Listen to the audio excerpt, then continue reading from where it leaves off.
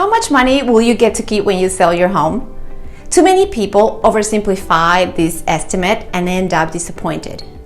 Figuring out how much money from your home sale you get to keep is more than just about subtracting your remaining mortgage loan balance from the sales price.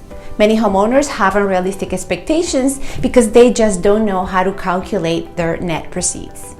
You can start by using an online home value estimate calculator.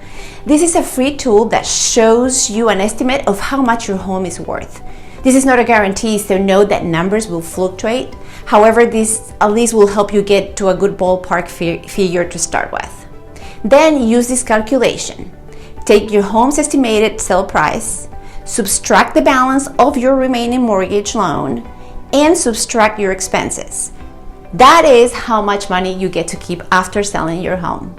There are a lot of expenses that could come up, like staging costs, closing costs, title fees, attorney's fees, transfer taxes, etc. However, there are ways to reduce them. And one way to increase the amount of money you'll get to keep in the end is by hiring a professional realtor who can secure the biggest sales price possible.